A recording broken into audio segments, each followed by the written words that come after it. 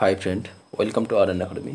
তো যে সমস্ত candidate Kolkata police constable WP constable এসআইয়ের জন্য প্রিপারেশন নিচ্ছ, তাদের জন্য মোস্ট ইম্পর্টেন্ট আজকে তোমাদের জিকে সেট। তো তোমাদের প্রশ্নগুলো কিন্তু প্রিভিয়াস ইয়ারের প্রশ্ন, তোমরা দেখতেই পাচ্ছ কোন সালে কোন প্রশ্নটা এসেছে।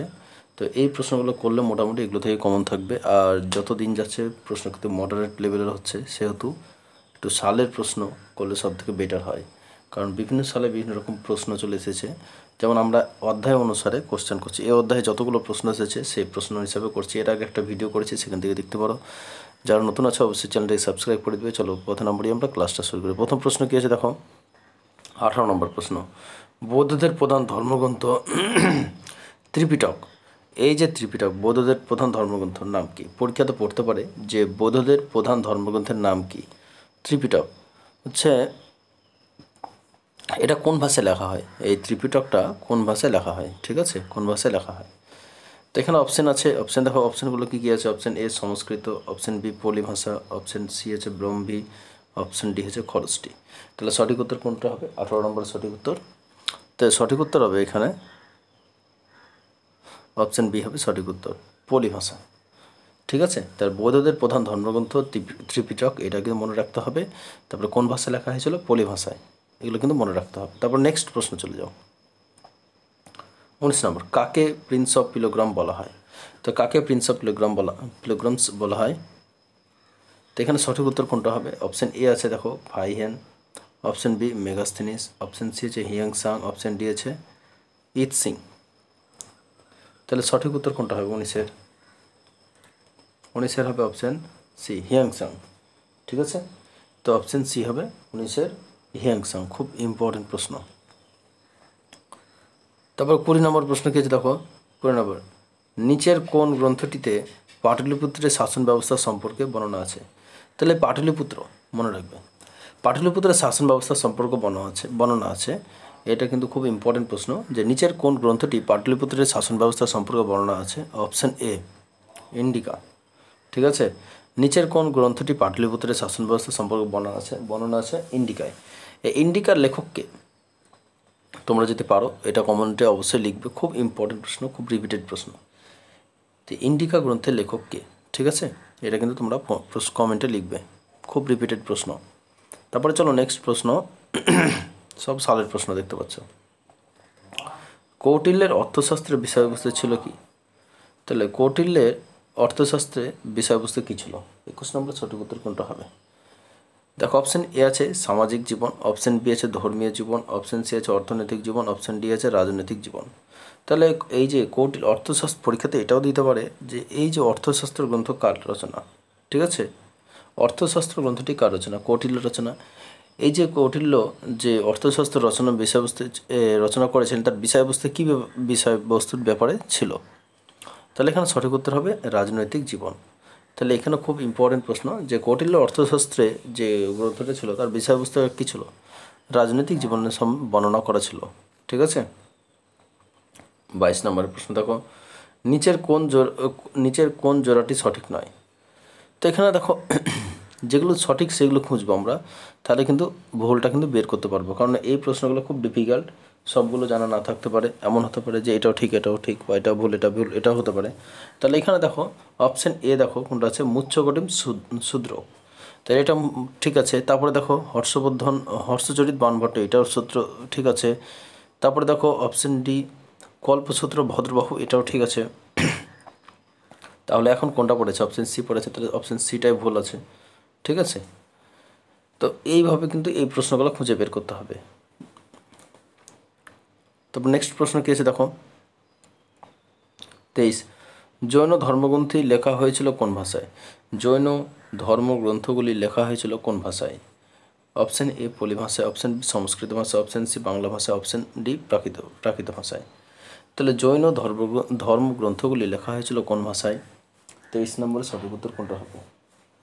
23 নম্বরের সঠিক উত্তর কোনটা হবে? অপশান ডি প্রাকৃত ভাষায়। তাহলে জৈন ধর্মগ্রন্থগুলি লেখা হয়েছিল কোন ভাষায়? প্রাকৃত ভাষায়। খুব ইম্পর্টেন্ট প্রশ্ন, প্রাকৃত ভাষায়। তারপর নেক্সট প্রশ্ন কী আছে, 24 নম্বর, নিচের কোন শিলালেখাতে অশোকের পুরো ব্যক্তিগত নাম লেখা ছিল?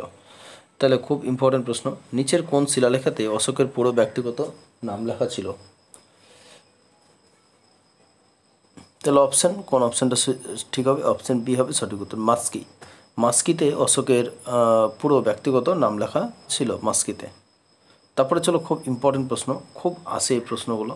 এখন এই টাইপের প্রশ্ন কিন্তু তোমাদের পরীক্ষাতে দেয়, পিএসসি বলো, ডাব্লিউবি বলো, কেপি বলো, এরকম টাইপের প্রশ্ন কিন্তু এবার কিন্তু খুব আসবে। এবার ভারতের আগত বিদেশি পর্যটক, যে কে আগে এসেছিলো, কে পরে এসেছিলো, এইভাবে কিন্তু সাজাতে হবে। দেখো কি আছে, অলবিরনি আছে, ফাইহেন আছে, হিয়াংসাং, মেগাস্তিনিস। তাহলে সঠিক উত্তর কী হবে? তাহলে কে প্রথম এসেছিলো? মেগাস্তিনিস। ঠিক আছে, এটা হবে প্রথমে হবে মেগাস্তিনিস, তারপরে ফাইহেন 2 নম্বর, তারপরে হিয়াংসাং 3 নম্বর, তারপরে অলবিরনি, এটা আমরা বের করতে পারবো 4 নম্বর।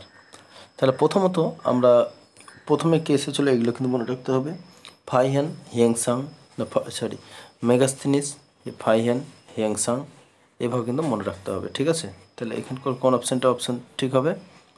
অপশান সি হবে সঠিক উত্তর। ঠিক আছে, 25-এর সি। তাহলে প্রথমে মেগাস্তিনিসে দেখো মেগাস্তিনিস, তারপর 2 নম্বরে ফাইহেন, তারপরে হিয়াংসাং, তারপরে অলবিরনি। খুব ইম্পর্টেন্ট প্রশ্ন কিন্তু এটা। তারপরে দেখো নেক্সট প্রশ্ন কি বলেছে,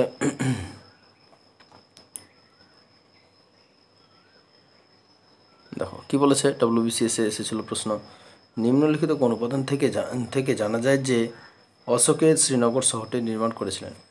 অশোক যে শ্রীনগর শহরটি নির্মাণ করেছিলেন, যে কোন ধর্মগ্রন্থ থেকে জানা যায়?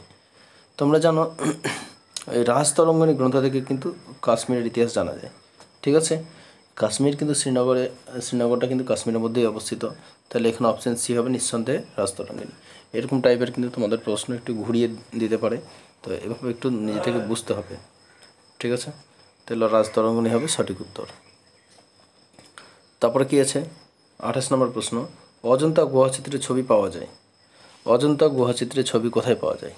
অপশান এ আছে রামায়ণে, অপশান বি আছে জাতকে, অপশান সি আছে মহাভারতে, অপশান ডি আছে পঞ্চতন্ত্রে। তাহলে এই অজন্তা গুহাচিত্রের ছবি কোথায় পাওয়া যায়? অজন্তা গুহাচিত্রের ছবি পাওয়া যায়, কোথায় না, অজন্তা গুহাচিত্রের ছবি পাওয়া যায় কোথায়? পাওয়া যায় জাতকের। তাহলে অজন্তা গুহাচিত্রের ছবি পাওয়া যায় কিসে? জাতকের। ভেরি ভেরি ইম্পর্টেন্ট প্রশ্ন। তারপর নেক্সট প্রশ্ন চলে যায় 29-এর, অশোকের শিলালেখাতে ব্যবহৃত ভাষাটি হলো কি? অশোকের শিলালেখাতে ব্যবহৃত ভাষাটি হলো কি? সংস্কৃত ভাষা, প্রাকৃত ভাষা, হিন্দি, অপভ্রংশ। অশোকের শিলালেখাতে ব্যবহৃত ভাষাটি হলো কি? সংস্কৃত, প্রাকৃত, হিন্দি, অপভ্রংশ। 29-এর বি, অপশান বি, প্রাকৃত ভাষা।